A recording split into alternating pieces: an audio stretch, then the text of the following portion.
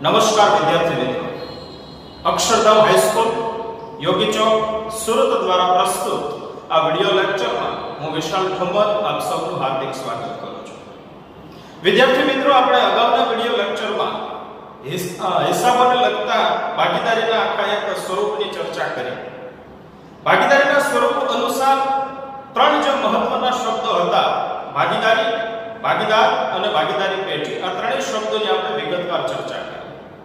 આજે વિદ્યાર્થી મિત્રો આપણે એક નવા ટોપિક તરફ આગળ વધીએ, ભાગીદારીના લક્ષણો. તો ભાગીદારી એ કેવા પ્રકારના લક્ષણો ધરાવે અથવા તો કેવા લક્ષણો તેના હોઈ શકે એના અભ્યાસ તરફ આજે ચર્ચા કરવા જઈ રહ્યા છીએ. કુલ મેં અહીંયા 7 લક્ષણોના મુદ્દા નોંધ્યા છે. વિદ્યાર્થી મિત્રો, આ 7 લક્ષણો છે એ ખાસ એમસીક્યુ ના સવાલ માટે ઇમ્પોર્ટન્ટ મુદ્દાઓ છે અને રિલેટેડ એમસીક્યુ ના સવાલ બનાવી અને ઘણી વખત બોર્ડની પરીક્ષામાં પૂછાતા હોય છે. વિદ્યાર્થી મિત્રો, સૌથી પહેલા ભાગીદારીનું પહેલું લક્ષણ છે કરારથી અસ્તિત્વ. કોઈ પણ ભાગીદારી પેઢીનું અસ્તિત્વ છે એ જનરલી કરારથી ઉદ્ભવે. તો હવે સવાલ મનમાં એ સર્જાય કે કરાર કોને કહેવાય? તો વિદ્યાર્થી મિત્રો, કરાર શબ્દનું અર્થઘટન એવું આપી શકાય કે કોઈ પણ બાબત અંગે બે કે તેથી વધારે વ્યક્તિઓ વચ્ચે કોઈ ચોક્કસ સમજૂતી કરવામાં આવે, કોઈ ચોક્કસ નિર્ણય લેવામાં આવે અથવા તો પરસ્પર સાધવામાં આવતી સમજૂતી એટલે કરાર કહી શકાય. એક સિમ્પલ ઉદાહરણ આપો કે ભાઈ હું આજે અહીંથી જે કઈ જાહેરાત કરું છું એ આપણી વચ્ચે એક પ્રકારનો કરાર હશે. ઉદાહરણ સાથે આ વાતને હું રજૂ કરું કે આવતીકાલે હું તમને બધાને એક કપ આઈસ્ક્રીમ ખવડાવીશ. તો આ આઈસ્ક્રીમ ખવડાવવા અંગેની જે આપણી વિદ્યાર્થીઓ અને મારી વચ્ચેની જે વાત છે એ એક પ્રકારનો કરાર થયો. તો આવો કરાર એ ભાગીદારી પેઢીની અંદર પણ સૌથી અગત્યનો હોઈ શકે. દરેક પેઢીની રચના કરતા અગાઉ અથવા તો પેઢીની સ્થાપના કરતા પૂર્વે ભાગીદારો વચ્ચે એક ચોક્કસ પ્રકારનો કરાર તૈયાર કરવામાં આવે છે. તો હવે સવાલ એ સર્જાય કે આ કરાર હોય કેવી રીતે અથવા તો કેવા મુદ્દાઓનો અંદર કરારની અંદર સમાવેશ કરવામાં આવે અને શા માટે કરારની જરૂર પડે? તો વિદ્યાર્થી મિત્રો, ભાગીદારો જે કંઈ બે કે તેથી વધારે ભેગા મળી અને ધંધાની રચના કરે છે તો ઘણી વખત ભાગીદારો વચ્ચે પરસ્પર મતભેદો સર્જાય. અમુક ચોક્કસ બાબતો અંગે વાદ વિવાદ ઊભો થાય તો એવા સંજોગોમાં જો ભાગીદારો વચ્ચે અગાઉથી પેઢીને કઈ રીતે ચલાવવી તેના અંગેના ચોક્કસ નીતિ નિયમો એક કાયદેસરના સ્ટેમ્પ પેપર ઉપર લખી અને એનું કાયદેસરનું જો રજિસ્ટ્રેશન કરાવવામાં આવ્યું હોય એટલે કે ROF રજિસ્ટર ઓફ ફર્મ સમક્ષ આ કરારનામાની નોંધણી કરાવવામાં આવે, પછીથી તમારી પેઢીનું કાયદેસરનું અસ્તિત્વ ઊભું થાય છે. તો સવાલ એ મનમાં સર્જાય કે આ કરારનામાની અંદર હોય કેવા પ્રકારની વિગતો અથવા તો આ સ્ટેમ્પ પેપર ઉપર લખાણ લખવામાં આવે એની અંદર કેવી વિગતો હોઈ શકે? સિમ્પલી પેઢીને ચલાવવા માટે જે બેઝિક નીતિ નિયમો હોય એની સિવાય ભાગીદારો વચ્ચે પરસ્પર અમુક ચોક્કસ બાબતો અંગે જે સમજૂતી સાધવામાં આવી હોય એને લગતી નીતિ નિયમોની વાત છે એ કરારની અંદર દર્શાવેલી હોય છે. અને કરારની અંદર વિગતો લખ્યા પછી દરેક ભાગીદાર પોતાની સંમતિ દર્શક સહી આ કરારનામાની અંદર કરે છે અને પછી એ કરારનામાની કોપી રજિસ્ટર સમક્ષ નોંધણી માટે આપવામાં આવે છે. તો જ્યાં સુધી તમારી પેઢીનું કાયદેસરનું કરારનામું તૈયાર કરી અને ROF એટલે કે રજિસ્ટર ઓફ ફર્મ ભાગીદારી પેઢીના નોંધણી રજિસ્ટર સમક્ષ જ્યાં સુધી નોંધણી કરાવવામાં ન આવે ત્યાં સુધી પેઢીનું કાયદેસરનું અસ્તિત્વ ઊભું થતું નથી. એટલે સૌથી પહેલી અને ખાસ મોકાની આ જરૂરિયાત છે કે ભાઈ પેઢીનું કરારથી જ અસ્તિત્વ ઊભું થઈ શકે. તો વિદ્યાર્થી મિત્રો, આવા કરાર જનરલી બે રીતે થઈ શકે. પહેલો એક કરાર લેખિત કરાર છે. લેખિત કરાર અને બીજો એક કરાર છે મૌખિક કરાર. વિદ્યાર્થી મિત્રો, લેખિત કરાર કોને કહેવાય અને મૌખિક કરાર કોને કહેવાય? આને રિલેટેડ સવાલ પરીક્ષામાં પૂછાય કે કરારના કેટલા પ્રકારો છે અને કયા? તો એ સવાલનો જવાબ કરારના મુખ્યત્વે બે પ્રકાર છે. લેખિત કરાર જેમાં કાયદેસરનું સ્ટેમ્પ પેપર ઉપર લખાણ કરવામાં આવે એવા કરારને લેખિત કરાર કહેવાય. માત્ર લખાણ કરવાથી કામ નહીં ચાલે. લખાણ કર્યા પછી નીચે દરેક ભાગીદારોએ પોતાની સંમતિ દર્શક સહી કરવી પડે છે. ત્યાર પછી આ કરાર છે એ કાયદેસરની માન્યતા પ્રાપ્ત કરે છે. તો લેખિત કરારમાં કાયદેસરનું સ્ટેમ્પ જાણ કરવામાં આવે, જેનો ઉપયોગ ભવિષ્યમાં જરૂર પડે તો પુરાવા તરીકે પણ કરી શકાય છે. એટલે વિદ્યાર્થી મિત્રો, સૌથી મહત્વની વાત, કયો કરાર કરવો વધુ હિતાવહ છે? આવો સવાલ જો પરીક્ષામાં પૂછે તો એ સવાલનો આપણો જવાબ રહેશે લેખિત કરાર કરવો એ કાયદાની દ્રષ્ટિએ વધુ હિતાવહ છે. શું કામ? તો કે લેખિત કરાર કર્યો હશે તો ભવિષ્યમાં જ્યારે જરૂર પડશે ત્યારે એ કરારને હું પુરાવા તરીકે રજૂ કરી શકીશ. બીજો પ્રકાર છે મૌખિક કરાર. વિદ્યાર્થી મિત્રો, મૌખિક કરાર એટલે પરસ્પર બે વ્યક્તિઓ વચ્ચે થયેલ રૂબરૂ વાતચીત, એને મૌખિક કરાર તરીકે વર્ણવી શકાય. પરસ્પર મૌખિક વાતચીત થાય, એ બંને વ્યક્તિ વચ્ચે જે કમિટમેન્ટ થઈ છે, જે સમજૂતી સાધવામાં આવી છે, એ માત્ર બે જ વ્યક્તિઓ જાણે છે. એ કમિટમેન્ટનો કોઈ પુરાવો હોતો નથી. એટલે કદાચ જો ભવિષ્યમાં કોઈ વ્યક્તિ છે એ થયેલી કમિટમેન્ટની બાબતનો ઇનકાર પણ કરે તો એવા સંજોગોમાં આપણી પાસે કોઈ જ પુરાવો એ કરાર અંગેનો હોતો નથી. એટલે વિદ્યાર્થી મિત્રો, કરાર હંમેશા લેખિત જ કરવો જોઈએ. મૌખિક કરાર કરવો કાયદાની દ્રષ્ટિએ હિતાવહ નથી, આવું કહી શકાય. તો આ અગત્યની વાત થઈ કે ભાઈ કરારથી જ પેઢીનું અસ્તિત્વ ઊભું થાય છે. કોઈ પણ પેઢી કરાર દ્વારા જ અસ્તિત્વમાં આવી શકે. કરાર વગર પેઢીનું અસ્તિત્વ ઊભું થતું નથી. ત્યાર પછી બીજો એક લક્ષણનો મુદ્દો છે નફાનો હેતુ. વિદ્યાર્થી મિત્રો, આપણે સૌ જાણીએ છીએ કે દરેક પેઢીની રચના કરવા પાછળનો મુખ્ય અને પાયાનો ઉદ્દેશ નફાનો રહેલો છે. કોઈ બિન વેપારી સંસ્થાઓ, આપણે ધોરણ 11 ની અંદર બીજા ભાગના 10 નંબરના ચેપ્ટરની અંદર આ બાબતનો અભ્યાસ કર્યો કે ભાઈ બિન વેપારી સંસ્થા મુખ્યત્વે સેવાના હેતુથી સ્થાપવામાં આવે છે. એટલે કે એવી સંસ્થાનો કોઈ ઉદ્દેશ નફાનો હોતો નથી. એટલે બિન વેપારી સંસ્થા એ મુખ્યત્વે સેવાના કાર્યો કરવા, સમાજ હિતના કાર્યો કરવા અથવા તો સમાજ કલ્યાણના કાર્યો કરવા માટે સ્થપાય છે. પરંતુ ભાગીદારી પેઢીનો ઉદ્દેશ મુખ્ય નફો કમાવાનો હોય છે. એટલે કે ભાગીદારી પેઢીની રચના સેવાના હેતુથી થતી નથી. તો આ આપણો બીજા લક્ષણનો મુદ્દો થયો કે ભાઈ નફાનો ઉદ્દેશ રહેલો છે.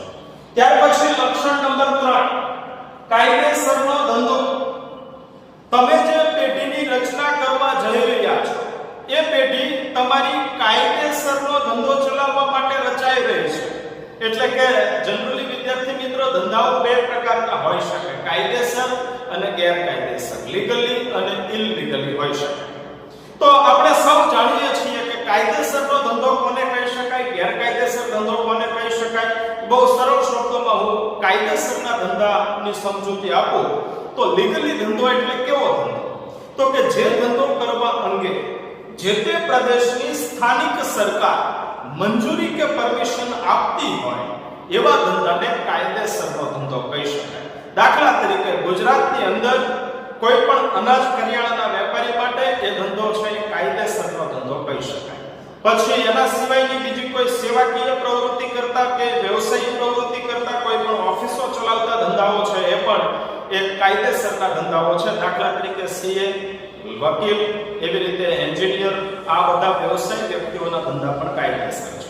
હું ઇવન જે પ્રવૃત્તિ કરી રહ્યો છું, શૈક્ષણિક પ્રવૃત્તિ કરું છું, તો મારો આ વ્યવસાય પણ કાયદેસર છે. કેમ?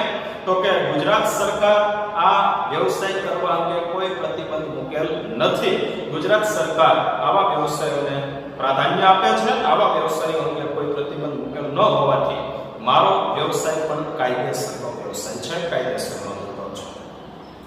તો સવાલ એ મનમાં સર્જાય કે ગેરકાયદેસર ધંધો એટલે કેવો ધંધો? તો વિદ્યાર્થી મિત્રો, ગેરકાયદેસર ધંધાને હું વર્ણવું તો એની વ્યાખ્યા આ રીતે આપી શકાય કે જે ધંધો કરવા અંગે જે તે પ્રદેશની સ્થાનિક સરકાર મંજૂરી આપતી ન હોય અથવા જે તે પ્રદેશની સરકારે જે ધંધો કરવા અંગે પ્રતિબંધ મૂકેલો હોય એવા દરેક ધંધાને ગેરકાયદેસર ધંધો કહી શકાય. એક સરળ ઉદાહરણ સાથે આ વાતને હું રજૂ કરું તો ગુજરાતની અંદર ગુજરાત સરકારે દારૂ પીવા કે વેચવા ઉપર પ્રતિબંધ મૂકેલો છે. કદાચ કોઈ ગુજરાતની અંદર વાઇન શોપ ખોલવામાં આવે તો એવા ધંધાને ગેરકાયદેસર ધંધો કહી શકાય. કેમ કે ગુજરાત સરકારની ગાઈડલાઈન પ્રમાણે આ ધંધો છે એ ગેરકાયદેસર છે. આવા ધંધા કરવા અંગે કોઈ પરમિશન આપવામાં આવતી નથી. તો વિદ્યાર્થી મિત્રો આ જ ધંધાને હું ધારી લો કે અધર સ્ટેટ સાથે જોડું તો ધારી લો કે કોઈ વાઇન શોપ મહારાષ્ટ્રની અંદર આપણા પડોશી રાજ્યની અંદર શરૂ કરવામાં આવે તો એ વાઇન શોપ ધારી લો કે મહારાષ્ટ્રમાં શરૂ કરવામાં આવી છે તો એ મહારાષ્ટ્ર સરકાર એને પ્રતિબંધ મુકેલ નથી એ હિસાબે મહારાષ્ટ્ર રાજ્યની અંદર વાઇન શોપ છે કાયદેસરનો ધંધો કહી શકાય. વાઇન શોપ ચલાવવા અંગે મહારાષ્ટ્ર સરકારે કોઈ પ્રતિબંધ મૂકેલ નથી. તમારી પાસે જો કાયદેસરનું ધંધા અંગેનું લાયસન્સ હોય તો તમે વાઇન વેચી શકો છો, વાઇન શોપ ચલાવી શકો છો. એટલે આ વાત થઈ આપણી કાયદેસર અને ગેરકાયદેસરના ધંધા. તો વિદ્યાર્થી મિત્રો હું તમને જે વાત કરી રહ્યો છું કે આપણે જે ભાગીદારી પેઢીની રચના કરવાના છીએ તે આપણી કાયદેસરનો ધંધો ચલાવવા માટેની પેઢી રચાતી છે. એટલે કે આપણે ગેરકાયદેસર રીતે ધંધો ચલાવવાના હેતુથી પેઢીની રચના કરતા નથી. આ લક્ષણ નંબર 3. ત્યાર પછી વિદ્યાર્થી મિત્રો ચોથું લક્ષણ છે એકબીજાના પ્રતિનિધિ કે એજન્ટ. ભાગીદારી પેઢીની અંદર જેટલા પણ ભાગીદારો જોડાયેલા હોય આપણે અગાઉ ચર્ચા કરી એ પ્રમાણે જે વ્યક્તિઓ ભાગીદારીની અંદર સામેલ થાય, જે લોકો છે એ ધંધામાં મૂડીરોકાણ કરે અને સંયુક્ત રીતે ધંધો ચલાવતા હોય એ દરેક ભાગીદાર વ્યક્તિગત રીતે ભાગીદાર કહેવાય. તો આવા ભાગીદારો છે અન્ય ભાગીદાર માટે પ્રતિનિધિ કહી શકાય અથવા તો એક ભાગીદાર એ અન્ય ભાગીદારનો એજન્ટ પણ કહી શકાય. સવાલ પરીક્ષામાં MCQ માં ઘણી બધી વખત આ પૂછાણો છે કે ભાગીદારી પેઢીમાં ભાગીદારો પરસ્પર ખાલી જગ્યા હોય છે અથવા તો ભાગીદારો એકબીજાના ખાલી જગ્યા છે. નીચે વિકલ્પો તમને આપ્યા હશે. એકબીજાના પ્રતિનિધિ હોય, એકબીજાના એજન્ટ હોય, આવી પણ ઘણી વખત વિકલ્પ આપ્યો હોય, અથવા એકબીજાના પ્રતિસ્પર્ધી છે. પ્રતિસ્પર્ધીનો અર્થ થાય એકબીજાના કટ્ટર હરીફ છે, કોમ્પિટિટર છે. તો આપણા સવાલનો જવાબ છે એકબીજાના પ્રતિનિધિ અથવા તો એજન્ટ છે. પ્રતિસ્પર્ધી બિલકુલ નથી. અહીંયા ભાગીદારો એકબીજા સાથે હરીફાઈ કરતા હોતા નથી પણ પરસ્પર એકબીજા સાથે તાલમેલ સાધી અને કાર્ય કરતા હોય છે. એટલે દરેક ભાગીદાર એ એકબીજાના એજન્ટ છે અથવા તો પ્રતિનિધિ છે. હું આ વાતને એ રીતે રજૂ કરી શકું કે ભાઈ ધારી લો કે કોઈ ભાગીદાર આ સમય દરમિયાન ચાલુ પેઢીની અંદર ગેરહાજર છે કોઈ દિવસે તો એ ભાગીદારનું કાર્ય કોઈ અન્ય ભાગીદાર પણ સંભાળી શકે. એટલે કે એક ભાગીદારની ગેરહાજરીમાં અન્ય વ્યક્તિ એના એજન્ટ બની અને કાર્ય કરી શકે, એનો પ્રતિનિધિ બની અને એનું કાર્ય સંભાળી શકે. એટલે આ રીતે એકબીજાના એજન્ટ કે પ્રતિનિધિ કહી શકાય. ત્યાર પછી વિદ્યાર્થી મિત્રો પાંચમો લક્ષણનો મુદ્દો છે સભ્ય સંખ્યા. દરેક ભાગીદારી પેઢીની અંદર વિદ્યાર્થી મિત્રો ભાગીદારોની સંખ્યા કેટલી હોવી જોઈએ આ બાબત અંગે બહુ બધી વખત સંખ્યાને રિલેટેડ MCQ ના સવાલ પ્રશ્ન સ્વરૂપે પૂછ્યા છે. તો ભાગીદારોની સંખ્યા જનરલી કેટલી હોય? આપણે ગઈકાલે જે ભાગીદારીનો અર્થ જોયો એની અંદર વ્યાખ્યાની અંદર જે શબ્દનું પ્રયોજન થયું હતું એ પ્રમાણે શરૂઆત કંઈક વ્યાખ્યાની આપણી આ રીતે હતી કે ભાગીદારી એ બે કે તેથી વધારે વ્યક્તિઓ વચ્ચેનો એવો સંબંધ છે. આ રીતે આપણી શરૂઆત હતી વ્યાખ્યા. તો એ શબ્દનું મેં અર્થઘટન કાઢ્યું કે ભાઈ ઓછામાં ઓછા કોઈ પણ ભાગીદારી પેઢીની અંદર બે ભાગીદારો મિનિમમ હોવા જોઈએ. બે કે તેથી વધારે મતલબ બે કરતા ઓછા નહીં, બે કરતા વધારે હોય તો નો પ્રોબ્લેમ, તો ચાલે, પણ બે કરતા ઓછા હોવા જોઈએ નહીં. એટલે અહીંયા ભાગીદારોની સંખ્યા અંગે મેં બે ત્રણ મુદ્દાઓ ટાંક્યા છે. આ જે ઇમ્પોર્ટન્ટ માહિતી છે ઘણી બધી વખત MCQ ના સવાલ સ્વરૂપે પૂછાણી છે. વિદ્યાર્થી મિત્રો જનરલી સામાન્ય રીતે કોઈ પણ ભાગીદારી પેઢીની અંદર ઓછામાં ઓછા બે ભાગીદારો હોય અને વધુમાં વધુ 50 જેટલા ભાગીદારો હોય છે. ઓછામાં ઓછા બે, વધુમાં વધુ 50, એટલે કે ભાગીદારોની સંખ્યા 2 થી 50 જેટલી હશે. આ જનરલી કોમન વાત થઈ. સામાન્ય રીતે પેઢીમાં કેટલા ભાગીદારો હોય છે.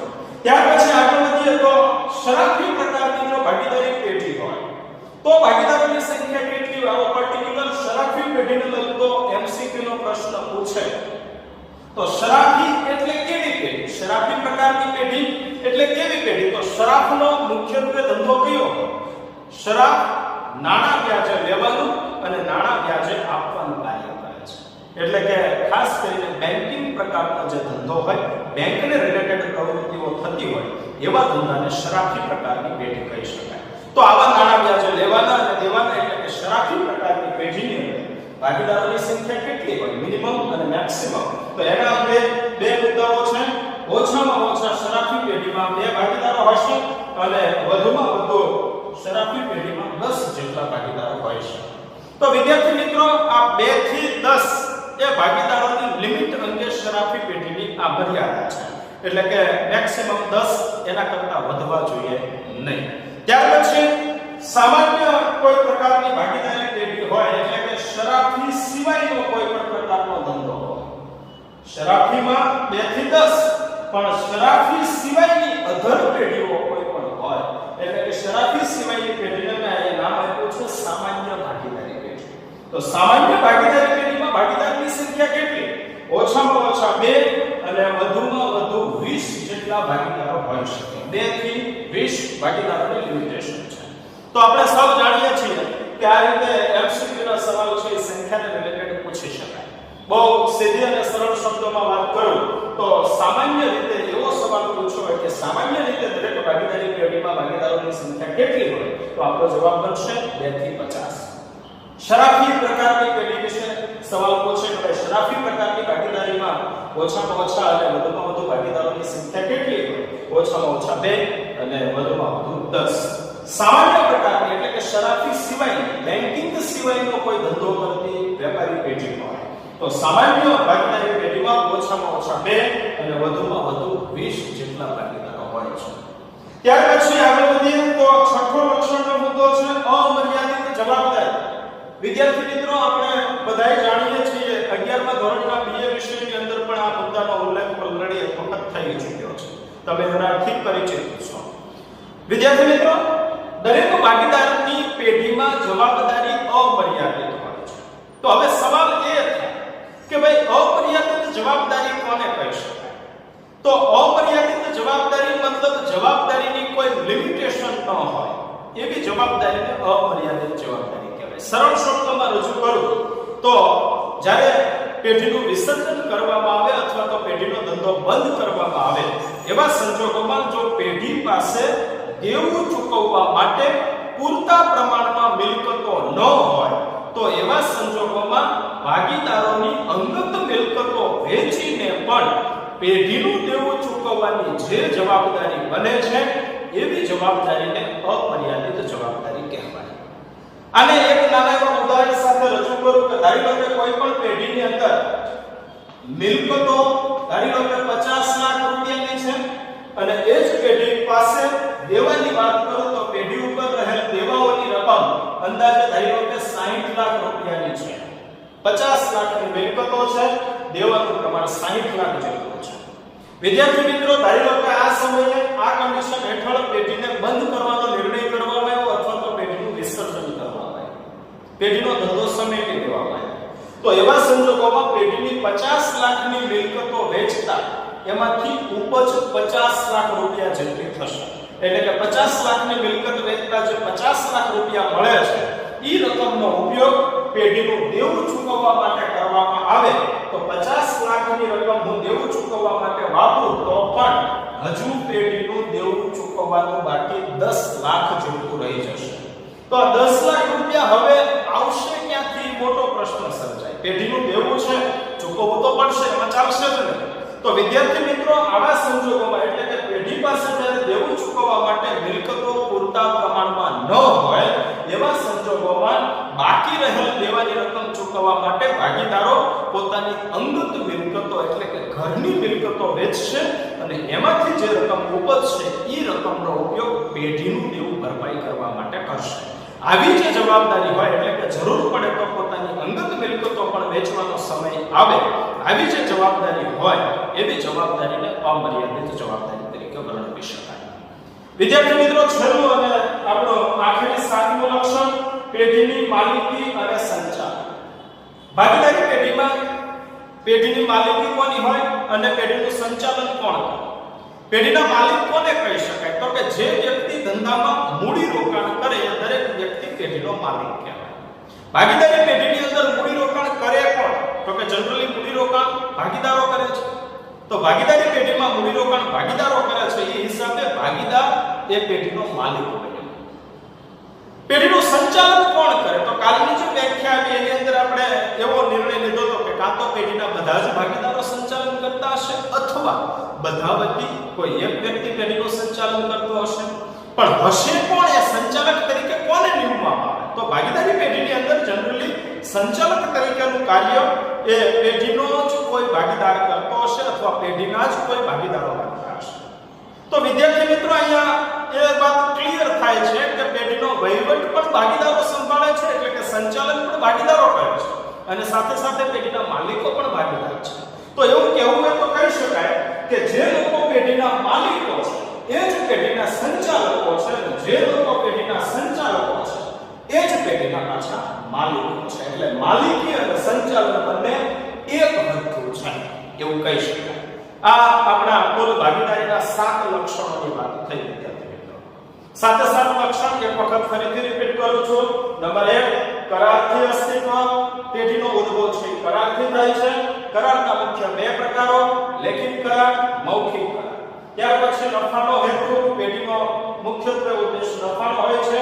આપણે જે ધંધો શરૂ કરવાના છીએ કાયદેસર પ્રકારનો હશે. દરેક ભાગીદાર પેઢીમાં એકબીજાના પ્રતિનિધિ કે એજન્ટ કહી શકાય. સભ્યોની સંખ્યા આ પ્રમાણે હોય છે એટલે કે દરેક પેઢીમાં જનરલી 2 થી 50 જેટલા હોય.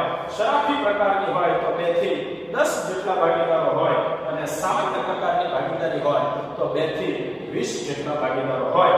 ત્યાર પછી અમર્યાદિત જવાબદારી એટલે કે પેઢીના બધા જ ભાગીદારોની જવાબદારી અમર્યાદિત હોય છે અને જે લોકો પેઢીના માલિકો છે એ જ પેઢીના સંચાલકો અને સંચાલકો એ જ પેઢીના માલિકો છે.